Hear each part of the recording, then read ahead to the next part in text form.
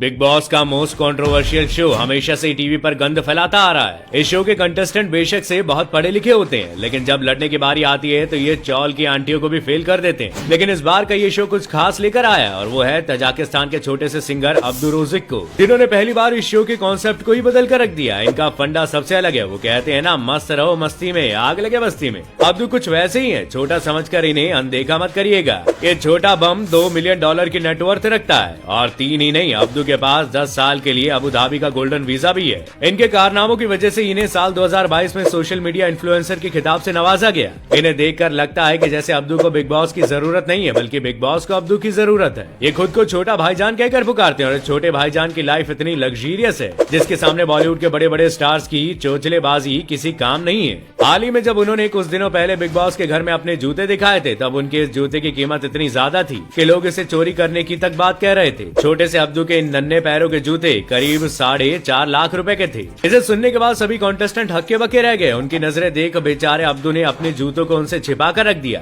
कि कहीं सच में उनके जूते न गायब हो जाएं। अब्दू की जिस लग्जरी लाइफस्टाइल और सक्सेस को देखकर आज लोग उन्हें गुणगान उनके करते हैं। उनमें से बहुत कम लोग इस बात से वाकिफ हैं कि एक समय पर उनके पास बेसिक सुख सुविधाओं का भी प्रॉपर इंतजाम नहीं था। जब ये छोटे थे तो इनके पिता माली का काम किया करते थे, लेकिन आज यही अब्दू करोड़ों के प्रॉपर्टी के मालिक है। इनका ताजिकिस्तान में कुछ करीब 10 करोड़ का बंगलो है, जिसमें सभी तरह के आलीशान सुख सुविधाएं मौजूद है। लग्जरी सुख सुविधाओं से लैस इनके इस घर में कई सारे बेडरूम है, प्रॉपर जिम है और ना जाने कितने ही एडवांस टेक्नोलॉजी है। ताजिकिस्तान के इस घर के अलावा आज की तारीख में इनके पास दुबई में भी एक आलीशान अपार्टमेंट है। अब्दू अपने एक गाने के लिए करीब 10 लाख रुपए चार्ज करते हैं और ना जाने कितने ब्रांड्स को एंडोर्स करते हैं। अब्दू हर एक ब्रांड को एंडोर्स करने के लिए लगभग 20 से 30 लाख रुपए चार्ज भी करते हैं। इन्हें कार्स का बहुत शौक है और कहा जाता है कि इन्होंने अपनी इसी शौक को पूरा करने के लिए पूरा का पूरा गाड़ियों का गैराज खड़ा कर रखा है, जिसमें इनकी मर्सिडीज बेंज भी शामिल है, जिसकी कीमत कम से कम 2 करोड़ रुपए है। आज अब्दू जिस भी मुकाम पर है उसमें इनके टैलेंट के साथ साथ सोशल मीडिया ने भी इनका खूब साथ दिया है। अब्दू पहले सोशल मीडिया पर ही ज्यादा काम करते थे। यहाँ वो अपने गाने की वीडियो बनाकर डालते थे। कुछ समय बाद इन्होंने टूटी फूटी हिंदी में गाने गाकर उसे सोशल प्लेटफॉर्म पर अपलोड किया, जिसके बाद तो जैसे अब्दू की लाइफ ने टर्निंग पॉइंट ले लिया। देखते ही देखते इतने ज्यादा वायरल हो गए कि सिर्फ ताजिकिस्तान ही नहीं, दुनिया भर में ये फेमस हो गए। कई बॉलीवुड सेलिब्रिटीज के साथ उठना बैठना लगा रहता है। लेकिन इस सक्सेस के पीछे अब्दू ने बहुत कुछ सहा है। इस रॉक स्टार का जन्म 3 सितंबर 2003 में ताजिकिस्तान के एक छोटे से गांव में मिडिल क्लास फैमिली में हुआ। छोटे से दिखने वाले अब्दू को देखकर कोई भी नहीं कह सकता कि उनकी एज कितनी है।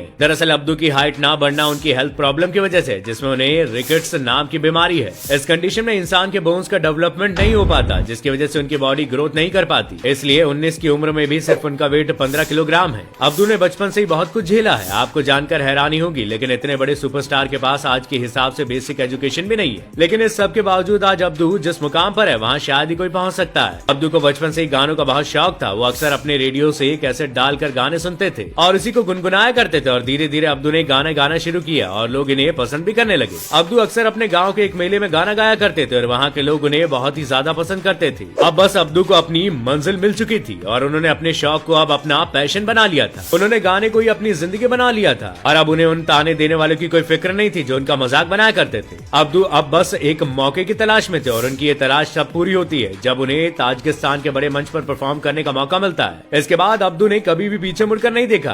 फेमस होने के बाद अब्दू दुबई शिफ्ट हो गए और वहीं इनकी मुलाकात होती है इंडियन सेलिब्रिटीज से। अब्दू अक्सर अरिजीत के गाने को हिंदी में गाने की कोशिश किया करते थे और ऐसा उन्होंने तब किया था जब वो सलमान भाई से मिलते हैं। इन्होंने सलमान के सामने तुझे देखा तो ऐसा लगा सॉन्ग गाया था। अब्दू को बॉलीवुड का गाना गाते देख सलमान भाई पिघल गए और खुद को अब्दू से गले मिलने से नहीं रोक पाए। बस जब सलमान को अब्दू पसंद आ गए तो उनकी लैंडिंग होती है दुबई से सीधा बिग बॉस के घर में, जहाँ उन्होंने अपने क्यूटनेस से तबाही मचा रखी थी।